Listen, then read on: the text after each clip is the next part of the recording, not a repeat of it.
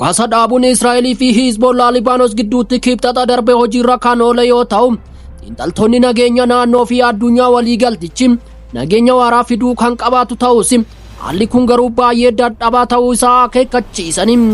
Gareen lachuu araara micciiramaa kana keessa yeroo deeman mul'atus jedhani. Akkam jirtu kabajamtoota hordoftoota miidiyaa JSS, odeeffannoo kana bal'inaan kan isin geenyu ta'a. Haga dhumaatti subscribe like gochuun waliin turaan affeerraa keenya kabajaati.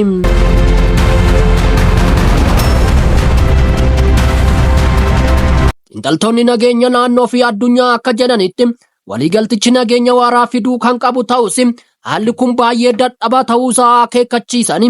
Gareen lachuu araara micciiramaa kana keessa yeroo deeman mul'atus jedhani. Waliigaltichi wallabdee waggaa tokko oliif lubbuu namoota 10,000 lakkaaman galaafatee fi Israa'el keessatti 10,000 kan lakkaaman, Libaanos keessatti 100,000 kan lakkaaman qe'ee isaanii irraa buqqise yeroof dhaabbachuu agarsiisas jedhani. Saayintistii siyaasaa olaanaa fi daarektarri sagantaa istiraateejii fi piroojeektii Air Force kan ta'an Raafaa'el Kooyin Arabiyaa Ingiliishitti akka himanitti hunda dura dhukaasa dhaabuun uummata kibba Libaanosii fi kaaba Israa'eliif oduu gammachiisaa ta'uun isaa ifadha jedhani. Amma ji'oota 14f lammiileen Israa'el 10,000 lakkaa'amanii fi tilmaama tokko lammiileen nagaa Libaanos miliyoona 1 ol qe'ee isaanirraa buqqa'aniiru. Dhukaasa dhaabuun kun lammiilee qe'ee isaanirraa buqqa'an gara biyyaatti akka deebi'an hayyamuuf tarkaanfii jalqabaatti jedhani. Lammaffaa immoo dhukaasa dhaabuun kun kan uumame gama lachuu waliigaltee waan barbaadaniif ta'uu himaniiru.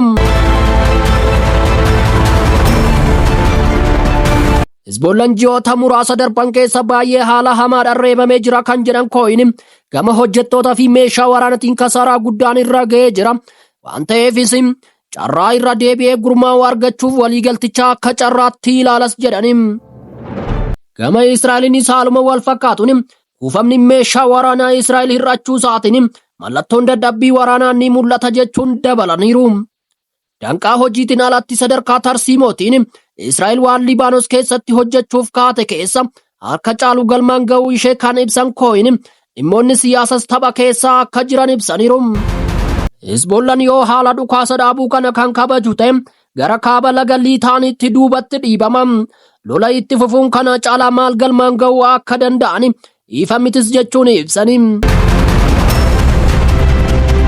Kooyin itti fufuun dhukaasa dhaabuun Libaanos wallabdee hunda galeessa xumuruu caala akka tiyaatira waraana baha giddu galeessaa kanaa tokkotti ilaalamuu qabas jedhani.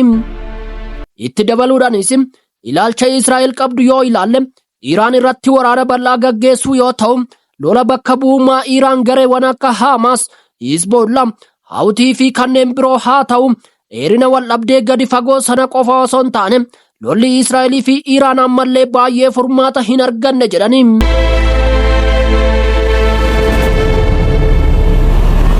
Itti aantuun pireezidaantii hirmaannaa idil addunyaa akkasumas pireezidaantii fi hojii gaggeessituun duraanii dhaabbata baha giddu galeessaa kan ta'an Puul Saalim xiinxala haala kanaa irratti haala Arabiyaa Ingilish waliin qoodaniiru. Iraan fi Hizbollaa suupuuf deebisanii ijaaruuf waggoota hedduu waan barbaachisuuf dhukaasa dhaabuu akka barbaadan hin shakkisiisu jechuun jalqabani.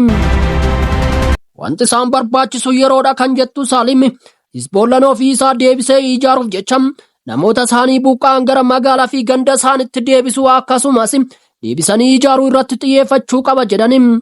Tarsiimoon Iraan yeroo gabaabaa keessatti waggaa 1 haga 2 keessatti irra deebi'amee ilaalamuu kan hin oolle yoo ta'u yeroo gabaabaa keessatti gara waraanatti deebi'uu akka hin barbaanne cimsanii dubbataniiru.